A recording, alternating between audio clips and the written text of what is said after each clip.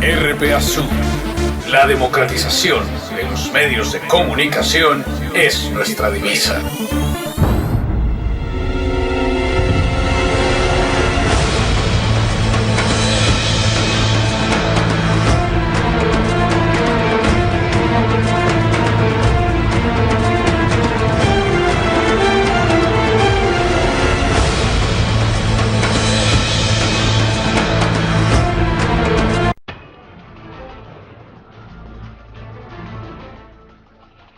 El ex senador debe responder ante un juez de la República por sus presuntos nexos con paramilitares.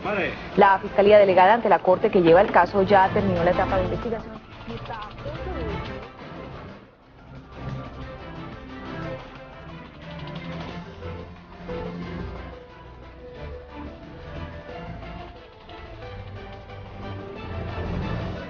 Le preguntamos a Tasmania qué sabe él de relaciones entre los paramilitares y políticos en Antioquia. Dijo, no, yo no sé nada. Le dije, ¿y usted en qué región? Dijo, no, del bloque suroeste. Le dije, ¿y en el suroeste no hubo nunca relación con ningún político? Le dijo, no, nunca. ¿Usted conoce a Mario Uribe? Y me dijo, sí, yo sé que ese es un señor muy decente o algo así, de Andes. Y no sabe nada, no, nada más. ¿Y usted conoce al Tuso Sierra? El Tuso Sierra, pues yo de él he escuchado como en estos días, entonces le dije a la compañera, no, es imposible que si Tasmania es un paramilitar del suroeste, no sepa quién es Juan Carlos Sierra. Entonces no perdamos el tiempo, vámonos de una vez. Entonces mismo dijo el abogado, no, un momento, esperen, es posible que sí se pueda colaborar, ustedes nos dan unos minuticos para hablar a solas con mi cliente, no hay ningún problema. Salimos mi compañera y yo de esa oficina y a los 5 minutos nos dice el abogado, ya pueden entrar. Entonces dice, bueno, dice el abogado, ya está, ya conviene con José Orlando, entonces él va a colaborar. Sí tiene conocimiento de muchos hechos, pero necesita un tiempo para que organicemos, él y yo, miremos algunos apuntes que se tienen, veamos sobre qué aspectos es que se va a hacer la colaboración. Entonces, ¿nos pueden dar unos días? Y, claro, no hay ningún problema. Entonces yo lo llamo cuando dije sí, y le di mi número telefónico y apunté el número telefónico de ese abogado. Nos despedimos en el curso de la reunión. Dijo, bueno, ¿y cuáles son los beneficios que se obtienen por la colaboración? Porque es que él está interesado en que sea vinculado a Justicia y Paz. Y yo les dije algo que se había decidido desde el primer día en la Corte Suprema, y es que a nadie se le ofrecía ninguna intermediación en Justicia y Paz, precisamente porque la Corte es segunda instancia. Los beneficios por colaboración son únicamente los que prevé el Código de Procedimiento Penal, es decir, la rebaja de pena si la colaboración es eficaz, y eventualmente, en caso que la colaboración implique para el colaborador un problema de seguridad para él o su familia, buscar mecanismos de protección de los que dispone la Fiscalía, no la Corte Suprema.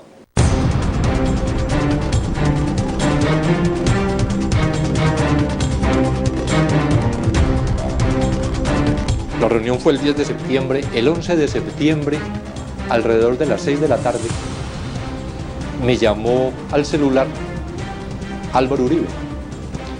Y entonces llaman pues del conmutador de Palacio, que el magistrado Iván Velázquez, sí, a la orden, el señor presidente va a hablar con usted.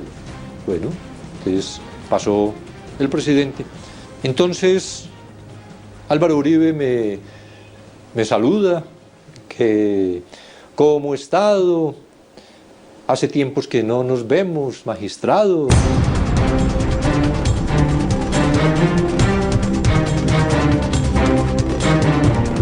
¿Me podría informar? Es que aquí hay mucha preocupación en la casa de Nariño.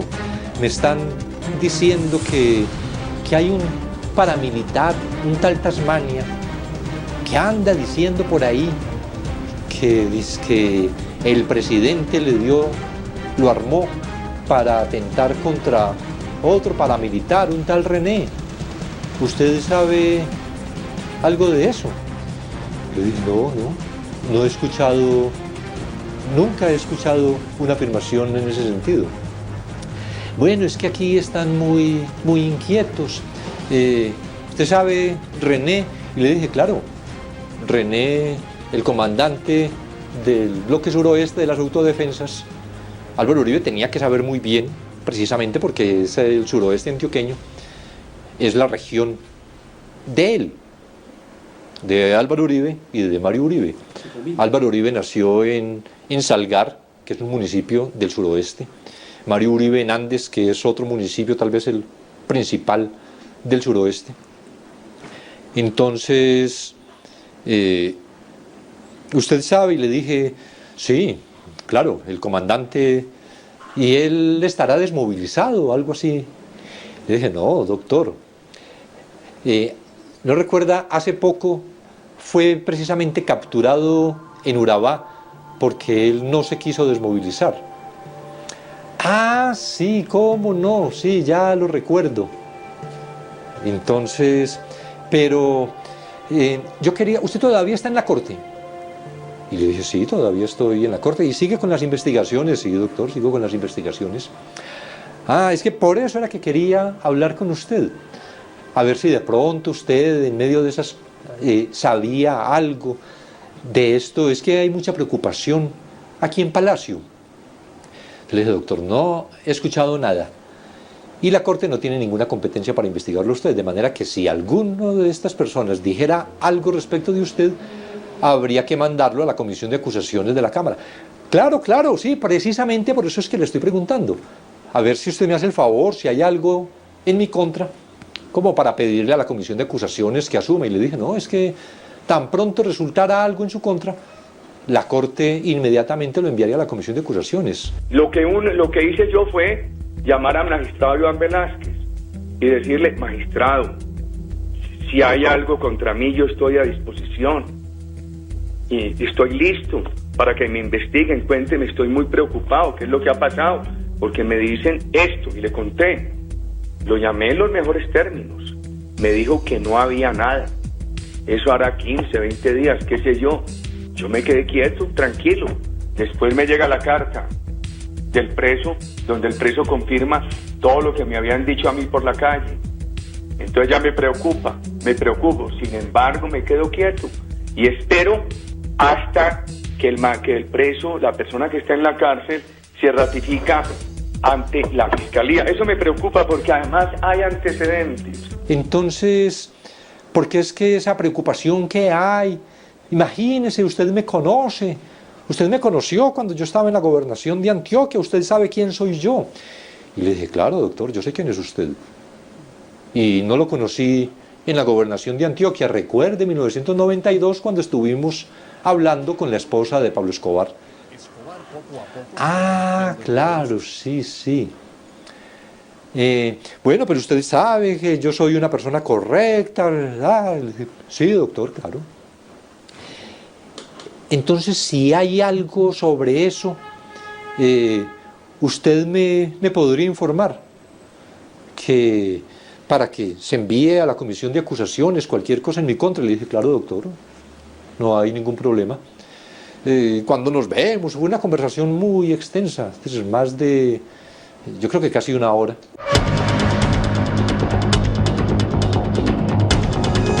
Cuando se produce después la decisión relacionada con Mario Uribe, porque a Mario Uribe apenas se le inició investigación como en el mes de julio tal vez del 2007, y se tomó la decisión de apertura de proceso y se le citó indagatoria el 26 de septiembre del 2007, fue en ese momento en el que surgió la idea de organizar el complot de Tasmania, el que se conoce pues como el caso Tasmania. Pero eso es debido también a una solicitud que, según cuentan paramilitares, ya habían hecho desde el gobierno a los jefes paramilitares y que había generado además una división en ese grupo de personas que estaban privadas de libertad en Itagüí, porque algunos de los paramilitares dijeron que no iban a complotarse, a unirse para actuar contra la Corte Suprema, porque de todas maneras la Corte era su segunda instancia en justicia y paz frente a la afirmación que le hacían enviados del gobierno, según lo que cuentan los paramilitares, y era que había que respaldar al gobierno, y en la contradicción que se había generado entre el gobierno y la Corte Suprema, privilegiar al gobierno porque era finalmente el responsable de ese proceso con las autodefensas y que era el que les garantizaba llegar a feliz término esa actividad, esa negociación y todo lo que estaba en torno a justicia y paz. Yo creo que desde ese momento de marzo del 2007 se pensó que la Corte podía afectar un proyecto político, dado que además la mayoría de los congresistas investigados pertenecían precisamente a la coalición de gobierno. Un investigador del CTI me visitó tarde por la noche en mi casa y me dijo: doctor, yo no sé qué es lo que está pasando, yo no entiendo nada, pero dicen que usted está para tumbar al presidente Uribe, que hay un complot que usted está organizando y que la idea es tumbar al presidente. Me dijeron del DAS que tienen una investigación, que hay actividades de seguimiento, de interceptaciones, allá hay una carpeta de inteligencia, tienen las hojas de vida muy detalladas de su familia, sus hermanos, su esposa, sus hijos, la suya. Y entonces mencionan un señor Tanzania o algo así. Entonces le dije: bueno, muchas gracias. De la reunión con Tasmania, que había sido ordenada por la Sala Penal, realmente yo solo le había comentado después en los resultados al presidente de la Sala Penal, el doctor Alfredo Gómez, y le comenté igualmente de la llamada del presidente Uribe el 11 de septiembre. Entonces me dice el investigador que estaban en esas actividades del DAS en contra mía, para que ponga cuidado, doctor, porque entonces lo están siguiendo, hay interceptaciones. Me cuentan que hay una aceta con toda la información suya y hay una carpetica así como de labores de inteligencia. Entonces eso fue un martes y el miércoles era reunión de Sala Penal y a mí la Sala Penal me invitaba siempre al inicio de la sala para informarles yo de cómo iban las investigaciones, recibir indicaciones, discutir algunos temas relacionados con esas investigaciones. Entonces, concluidos los informes, dije: ahora les hago una solicitud para comentarles un tema personal, y es que anoche me visitaron y me contaron esto, y relaté lo que me había dicho el investigador del CTI. Entonces los magistrados dijeron: bueno, muchas gracias, ya luego hablaremos. Por la tarde me informó el que estaba encargado de la presidencia, porque se incapacitó el presidente Gómez Quintero, Sigifredo Espinosa Pérez, que era el vicepresidente de la Sala Penal, estaba encargado de la presidencia. Entonces me dijo por la tarde, mañana, o sea el jueves, vamos a citar al fiscal general y al procurador para que usted cuente esto, porque la sala ha encontrado que se trata de un comportamiento sumamente grave del DAS, que se estaría obstruyendo las investigaciones, porque no otra finalidad podría tener el DAS siguiéndolo, interceptándolo a usted.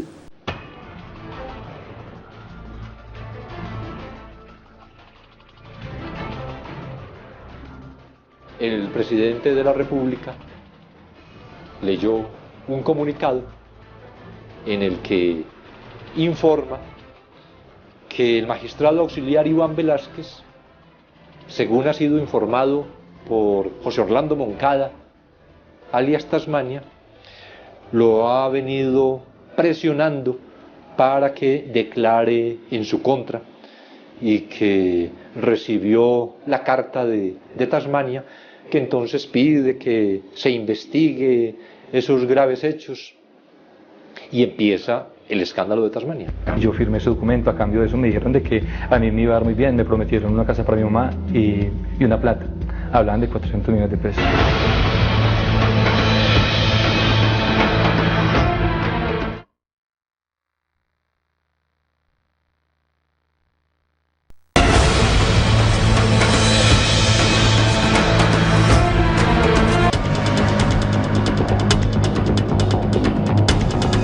El complot contra la Corte Suprema de Justicia debió iniciar, según lo que dice Alba Luz Flores, la conocida como Mata Hari, hacia marzo del año 2007. La Mata Hari luego cuenta cómo fue que se diseñó esa infiltración a la Corte, cuando el conductor que tenía yo asignado, el jefe de escoltas, la empleada de servicios generales que ingresaba a la sala plena o a sala penal para servirles a los magistrados en sus reuniones de sala penal o de sala plena, introducía la grabadora o llevaba una grabadora en el delantal, depende si fuera de sala penal o de sala plena. Porque en sala plena era mucho más fácil, preparando el lugar, es decir, aseándolo, disponiendo los utensilios de los magistrados. Era más fácil, como lo hicieron, introducir una pequeña grabadora en una ranura en la mesa grande de la sala plena, alrededor de la cual se sentaban los 23 magistrados, y que luego era retirada terminada la sesión y entregada al DAS, a Alba Luz Flores. Realmente lo que todos querían, y era algo que se había diseñado desde antes y que ahora, por todo lo que en las investigaciones se logró averiguar y por lo que los paramilitares también han comentado, como esto de haber sido un sector de los paramilitares agentes del gobierno para preparar actos que desprestigiaran a la Corte Suprema y particularmente a unos magistrados y a mí como magistrado auxiliar, que se ha visto entonces por todo lo que se ha conocido después, que había un propósito claro, y era que yo debía salir por lo menos de las investigaciones, si no de la Corte Suprema, y el interés principal en ese momento era que precisamente a mí se me desplazara. Como la Corte no lo hizo, yo creo que eso generó una muchísima mayor contradicción, y entonces el doctor Uribe decía que es que la Corte impedía las investigaciones, que la Corte sí que obstruía esas investigaciones, porque lo único que reclamaba era que dijeran si el magistrado auxiliar tenía razón en las imputaciones que estaba haciendo en su contra, y entonces él era un bandido, o si el magistrado auxiliar estaba realizando un complot en su contra y entonces debía ser castigado.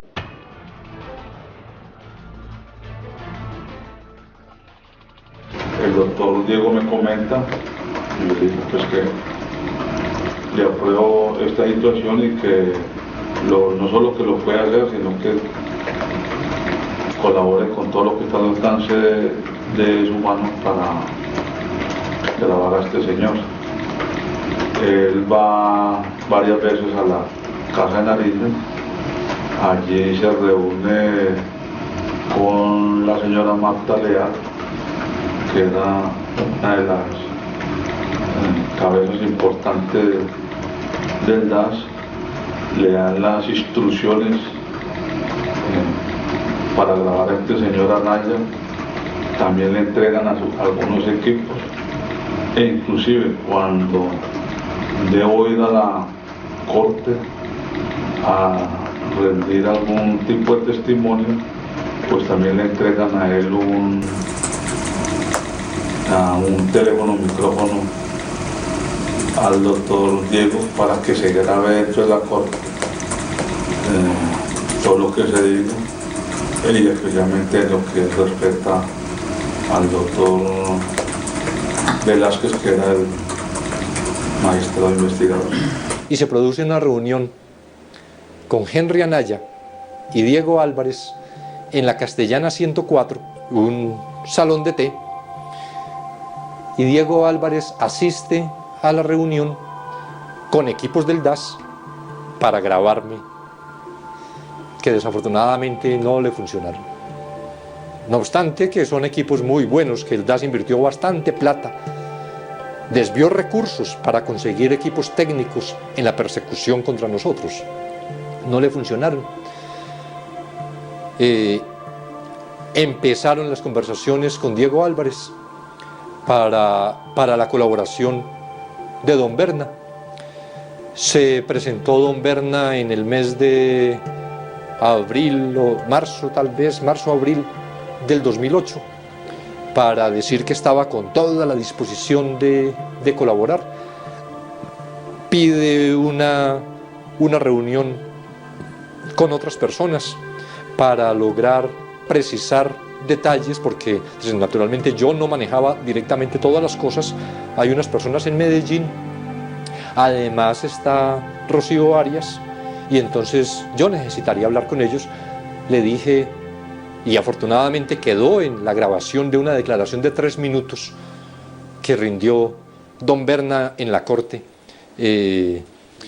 más o menos el 10 de abril tal vez del 2008, que yo le dije, pues yo voy a transmitirle su petición a los magistrados, y ellos dispondrán si es posible que estas personas vengan a hablar con usted.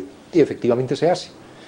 Y es un encuentro al que va Rocío Arias, que entonces estaba presa, y Don Berna, porque ellos van a hablar, dado que Rocío Arias era como la agente política. Rocío Arias era a Don Berna, según lo que se sabía en ese momento, lo que el abogado el congresista de la Espriella era, el senador de la Espriella, era a Mancuso. Y en esa reunión, Diego Álvarez, supongo, o la grabadora de Don Berna con la que grababa a Rafael García en la cárcel de La Picota, o la modelo era donde estaban ellos, me graban toda esa reunión, que es después lo que es que van a presentar como la gran prueba en mi contra en la reunión de la Casa de Nariño, porque se había quedado que el 24 de abril, a la semana siguiente, Don Berna empezaría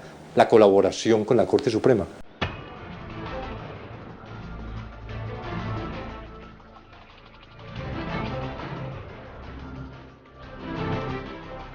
Fue una reunión en la cual estuvo también presente el señor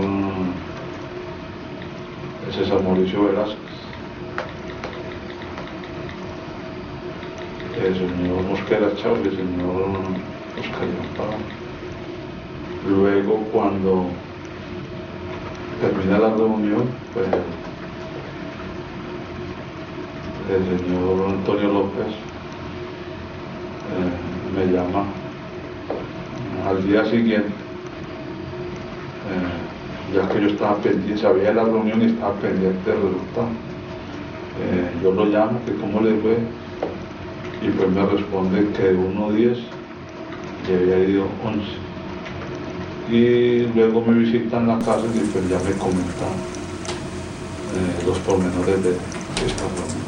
En esa reunión se aportaron las pruebas que tenían, que las grabaciones, en lo que estaba incluido, entiendo, lo de Henry Anaya, las grabaciones a Rafael García, las grabaciones que me habían hecho, toda la actividad que a través de la gente de Don Berna hubieran realizado conmigo, que yo realmente no conozco.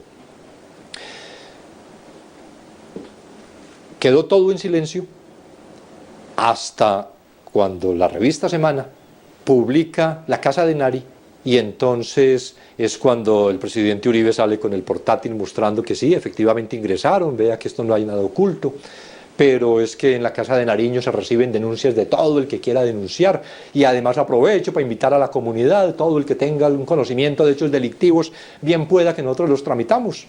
Entonces, para que se presenten a la presidencia, a la Casa Presidencial, que nos pongan en conocimiento de esos hechos. Pero cuando cuestionan dónde están esas pruebas, los CDs o documentos que hubiera entregado Don Berna a través de sus agentes, reunión en la que estuvo presente además Marta Leal, que da cuenta además de cómo se realizó la reunión, quiénes estuvieron presentes, lo que conversaron, porque Marta Leal decía en el interrogatorio para el principio de oportunidad, relató también bastante de estos hechos, algunas cosas de estos hechos sucedidos en la reunión conocida como la Casa de Nari. Entonces el presidente Uribe dijo: lo que pasa es que no se le dio traslado a la fiscalía porque no se encontró nada relevante. Sin embargo, Edmundo del Castillo dice que él se los entregó al jefe de seguridad de Palacio. Yo creo que para entonces era Flavio Buitrago. Yo creo que Santoyo ya había salido de la seguridad de Palacio, que resulta también extraño. Entonces Flavio Buitrago, el que ahora aparece con el papero en las menciones que hay en la investigación del papero, que la esposa tiene una propiedad bueno, toda esta historia que se ha conocido ahora, y que fue el reemplazo precisamente, Flavio Buitrago, de Mauricio Santoyo. Entonces, que él había entregado, dice Edmundo del Castillo, que él la había entregado para que la transcribieran. Entonces todavía no se ha transcrito. Sin embargo, a los 3 días un comunicado de la Casa de Nariño, no, del DAS, que se ha entregado a la Fiscalía la documentación. Todo esto es ignorado por el procurador en la absolución de Edmundo del Castillo, y entonces están las preguntas, bueno, y entonces, ¿era relevante o no era relevante? Se lo entregaron al DAS, como dijo el presidente Uribe, y no resultó nada, se lo entregaron a Flavio Buitrago, el DAS había enviado esto a la Fiscalía. ¿Qué había pasado con todo eso? Lo que dice el procurador en su absolución es que el doctor del Castillo hizo una valoración y encontró que ahí no había nada irregular, en lo que no había ningún delito, y por lo tanto él no tiene por qué empapelar a la Fiscalía mandándole cosas que son inútiles para la Fiscalía. Como si entonces todo servidor público que reciba documentos supuestamente demostrativos de una actividad delictiva tenga la capacidad de valorar si lo pone en conocimiento o no, como si tuviera esa competencia, que contraría además el Código Penal.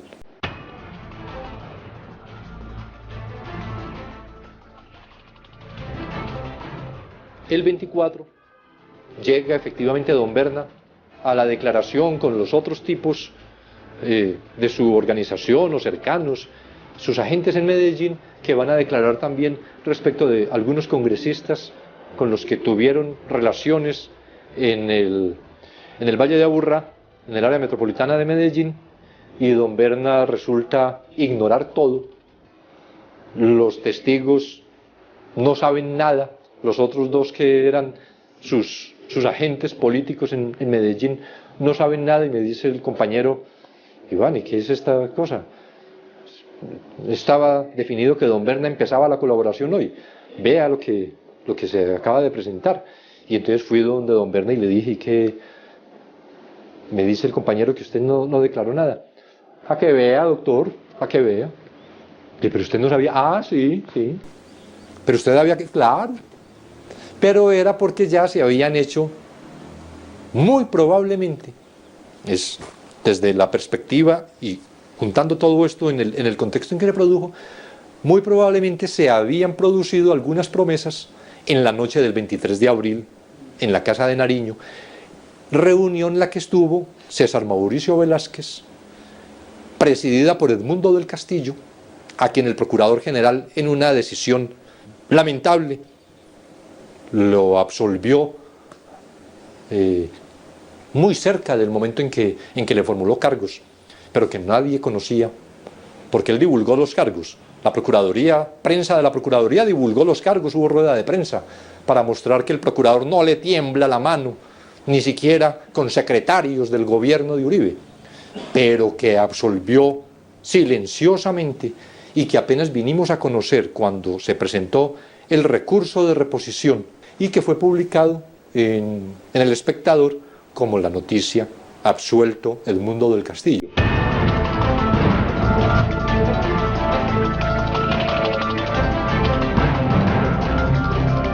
Entra, yo creo que inicialmente Tasmania, muy asustado, o más bien como muy temeroso. Él tiene un temperamento así, más o menos nervioso. Y entonces, cuando me ve, dice: magistrado, yo le pido perdón, perdóneme, yo no le quería hacer esto. Le dije: ¿qué pasó? Entonces, venga, siéntese. Entonces se sentó en el espacio que nos habían asignado y empezó a contar, y le dije: un momento, ¿usted me autoriza a grabar esta conversación? Porque naturalmente, si el asunto es que usted me va a hablar de lo que ocurrió, yo preferiría tener... Todavía no sabía exactamente que se iba a retractar.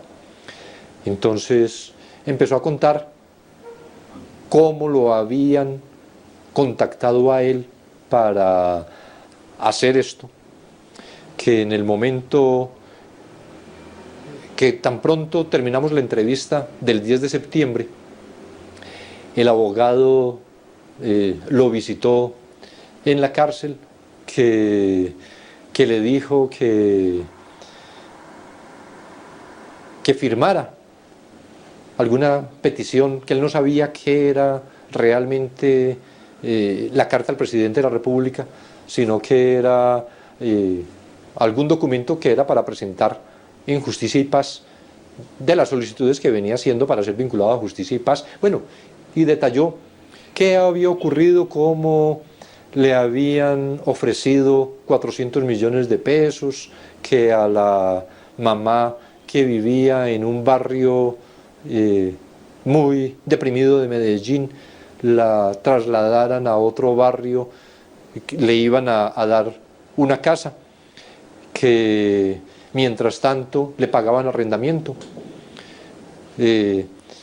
Efectivamente, Iván Roberto Duque cuenta que Ernesto Garcés suministró el pago de los 1.700.000, no recuerdo, el valor mensual de arrendamiento, y que lo pagaron por lo menos en los 4 o 5 meses siguientes. El CTI fue a hablar con estos señores y ellos ratificaron cómo habían sido las cosas.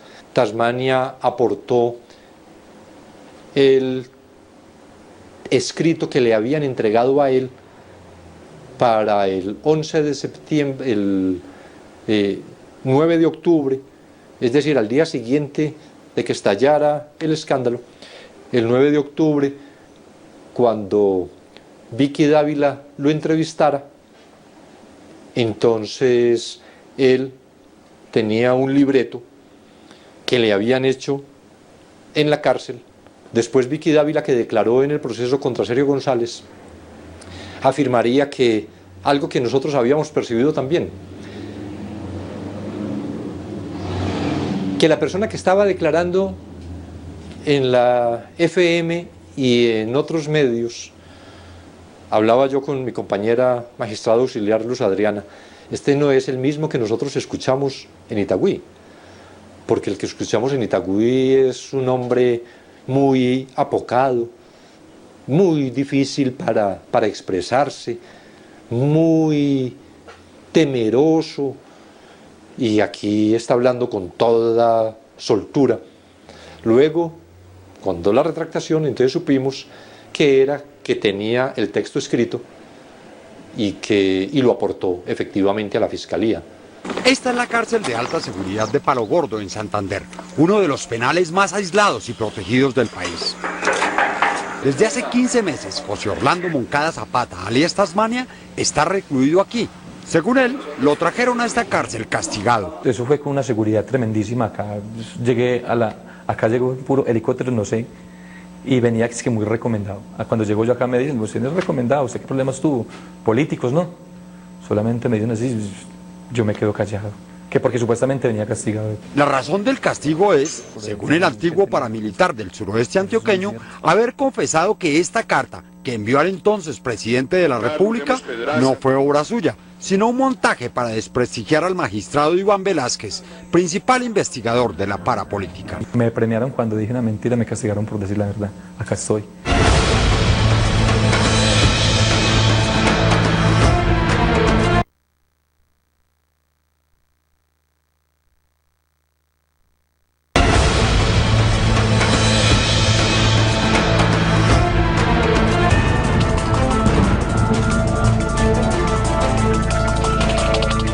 La idea era buscar la manera de desacreditar a la Corte para que no tuviera en su decisión algún tipo de, digámoslo, de contundencia frente a decisiones de tipo jurídico, en el caso de, especialmente contra el señor Mario Uribe. También se me pide por parte del señor Sergio González y de un abogado muy cercano al gobierno de nombre el doctor Perdón, de estar pendiente de lo que diga el señor Rafael García, ya que él había dado unas declaraciones en contra del gobierno y en contra del director de las plazas de Toca, el doctor Noguera. Por esta razón, pues me entregan una grabadora para que yo lo grabe.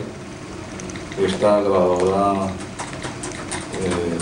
sé que pertenece al DAS, y a partir de ese momento pues empiezo a grabar al señor Rafael García, y todas estas grabaciones se le entregan al doctor Perdón. Al doctor Perdón se le coloca un código que es la vaca. La persona encargada de llevar las grabaciones es un doctor Roa, que me visitaba diariamente en la psicóloga. La última versión que yo conozco de HH, que fue publicada en los medios, tal vez en verdadabierta.com, publicó un resumen y algunas frases, entre comillas, de HH, de Eber Velosa, en Estados Unidos, en una versión A Justicia y Paz. Dijo que él había recibido la visita de Job, quien le había pedido que colaborara para comprometer a Iván Velásquez con las autodefensas, que dijera que Iván Velásquez estaba vinculado con las autodefensas. Entonces dijo, no, yo no voy a sostener eso no es cierto y yo no lo voy a decir. Les dice, es que necesitamos tener a Iván Velásquez en la cárcel. Y eso es un asunto que, según lo que dice HH, Job le decía, estaba convenido con el gobierno. Fue un montaje contra la Corte para tratar de prestigiar no solo a la Corte, sino también al magistrado investigador, en ese caso al doctor Velásquez, ya que pues Tasmania había dado algún tipo de declaración y había tenido una entrevista con el doctor Velásquez. H le pide que diga que el doctor Velásquez le hizo ofertas para enlodar o desprestigiar a dicho investigador con cosas pues que no eran ciertas. ¿Usted estuvo presente en algún tipo de situación sobre el particular, señor Monchi? No estuve presente, pero estaba enterado sobre esa situación por mi relación no solo con el doctor Sergio González, sino también por mi cercanía con el señor Juan Carlos Sierra, y pues me enteré que le habían hecho alguna oferta a Tasmania, inclusive que le quedaron de regalar una casa para que se prestara para este montaje. Don Berna cuenta de que a ellos los habían contactado para que colaboraran con el gobierno en el enfrentamiento con la Corte, y que una de las personas que era el centro de la actividad era yo, porque el propósito era sacarme como fuera y remarcado como fuera de las investigaciones de la Corte Suprema de Justicia. Ya después se produce una declaración de Juan Carlos Sierra en mayo del 2010. Asistí igualmente con un procurador delegado ante la Corte a la cárcel en la que se encontraba entonces Juan Carlos Sierra, y él contó de una vez la historia de Tasmania con tan desafortunado momento, que precisamente por estar yo en medio de ese tema me tuve que abstener de preguntar cosas importantes en la manera como, pero que después fueron presentadas, decía, en el juicio contra Sergio González, y en lo que fundamentalmente daba cuenta de las actividades de persecución contra la Corte, y cómo, en algo que después fue dicho también por Mancuso, se había buscado que los paramilitares obtuvieran información o suministraran, por ejemplo, en el caso del doctor Yesir Ramírez, que Mancuso obtuviera de Giorgio Sale alguna fotografía que Giorgio tuviera del momento en que Yesir Ramírez estuvo con él en su lenoteca acompañado de otra gente. Es decir, no era precisamente una reunión secreta, pero que necesitaba el gobierno esa prueba, y entonces mandan la razón a Mancuso para que Mancuso hable con Giorgio, y bueno. Y así de de muchas actividades como lo de la Casa de Nari, que es también otro episodio, otro acto delictivo de ese concierto que conformaron entre personas del gobierno, paramilitares y agentes del DAS. Bueno, hay que tener en cuenta que el DAS es como la policía política del gobierno, es el organismo que al gobierno le tenía confianza, y lo otro es que pues aquí había una situación donde no se le pedía permiso o petición o solicitud a algún funcionario para que autorizara este tipo de grabación. El DAS siempre está al servicio del presidente, como digo yo, es como la policía política. Además, me imagino que el gobierno va a colocar a funcionarios de su entera confianza para que direccionen a este organismo. Con el DAS ha existido una relación desde hace mucho tiempo por parte de la organización. Hace mucho tiempo. También es bueno anotar que cuando fue elegido el doctor Jorge Noguera, pues el comandante Jorge 40 nos transmitió a la mayoría de los comandantes de que había llegado a la cúpula pues alguien de su entera confianza, cercano, y que podíamos contar con él para lo que necesitaban. O sea que el DAS siempre ha sido muy cercano a la autodefensa.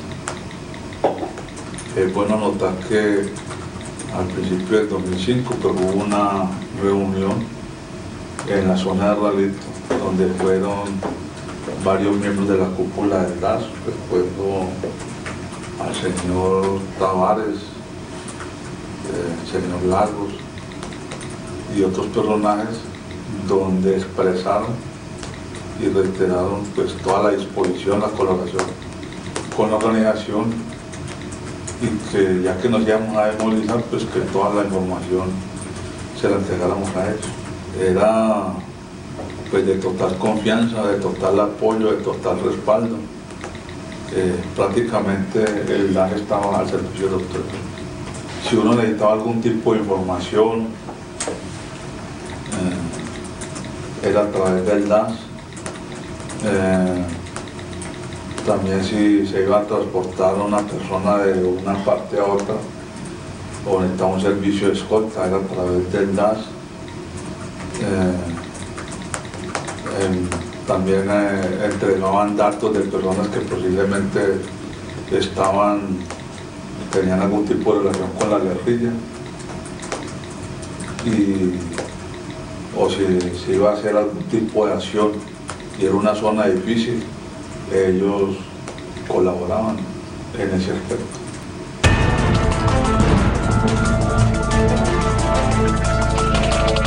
Pues allí me visita el doctor Sergio González. Él dice que trae una razón del señor Mario Uribe, quien era senador de la República. El señor Mario Uribe ha sido una persona cercana y afecta a nuestra organización, y nos pide pues que nos colabore algún tipo de estrategia, especialmente contra la Corte, que le había iniciado una investigación. ¿Eso en qué época fue? Estamos hablando más o menos del año 2007, cuando ya empieza la investigación por parte de la Corte contra el senador Mario Uribe. Yo dije que con mucho gusto contara con esa colaboración. Luego me trasladan a Cómica y luego a La Picota, y allí pues se había, digamos, como arreciado las diferencias entre la corte y el gobierno. Tanto Báez como Tasmania mencionaban en la retractación que a Tasmania siempre le decía Sergio González y el Tuso Sierra que los señores, y que es que los señores están muy interesados, los señores lo felicitan por esto, los señores, y que cuando preguntó quiénes eran los señores, decían Mario Uribe, Santiago Uribe. Y eso está consignado en las entrevistas que realizó el CTI.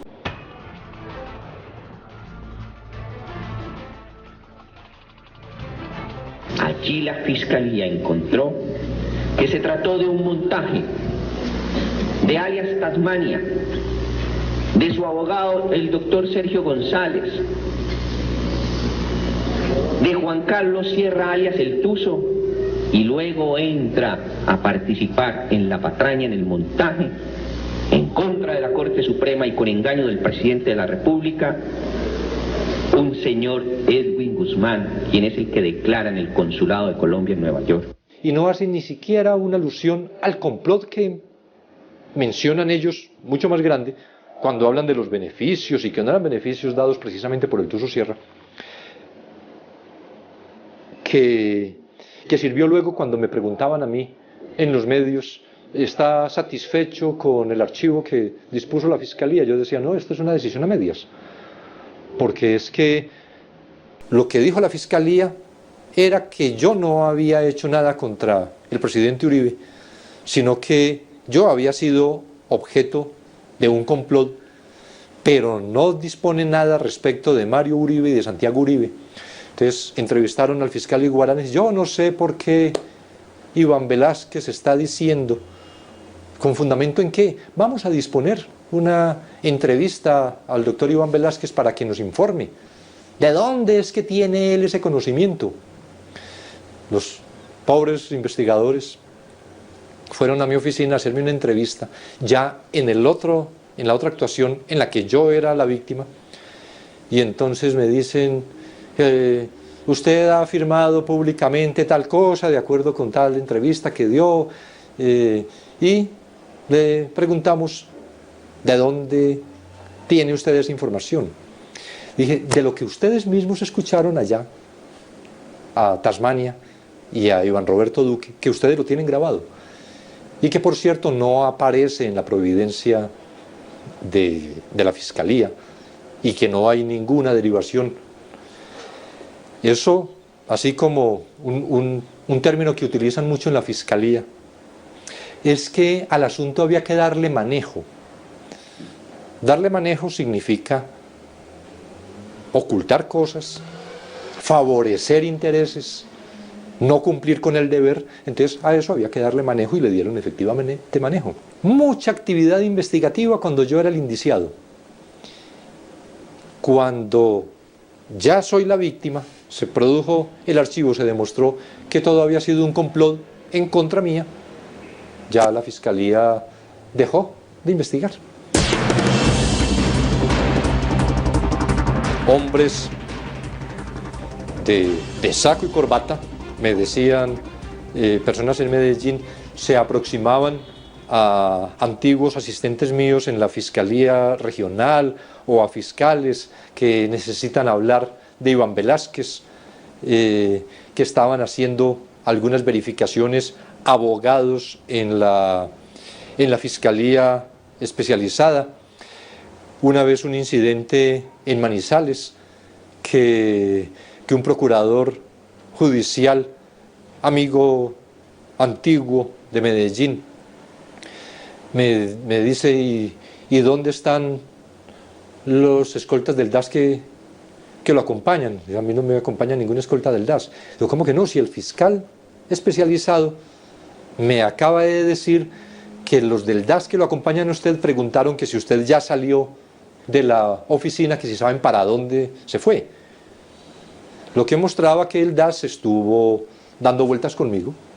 Realmente yo siempre he estado, tal vez por la tranquilidad emocional, como muy...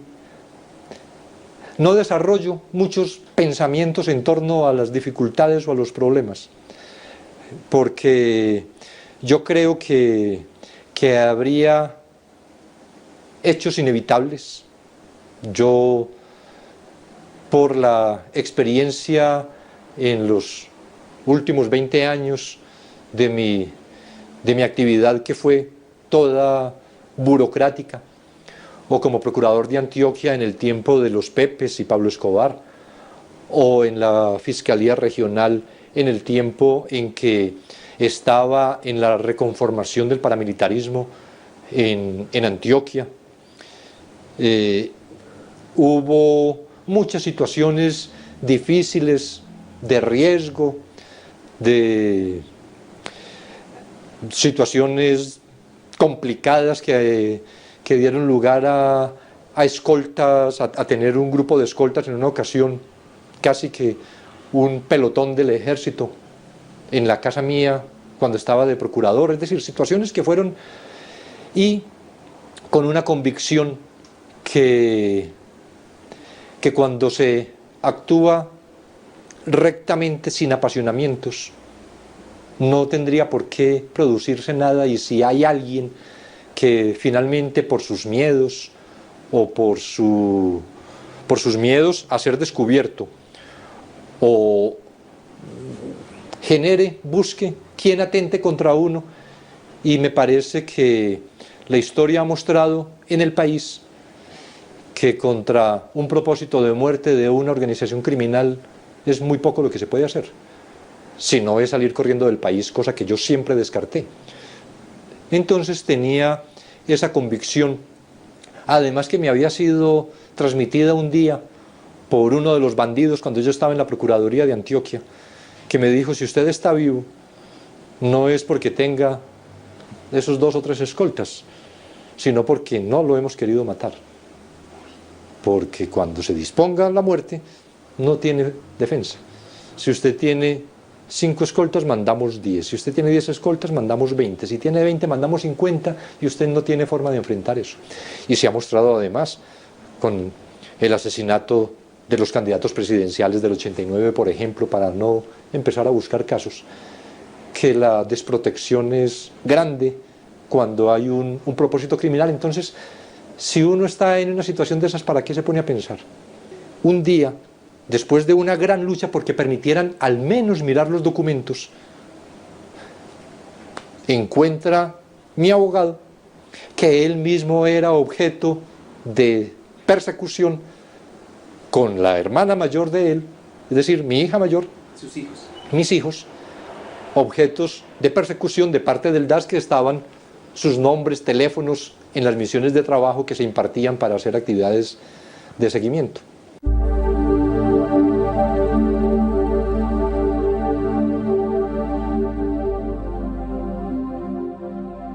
RPA Sur, la democratización de los medios de comunicación es nuestra divisa.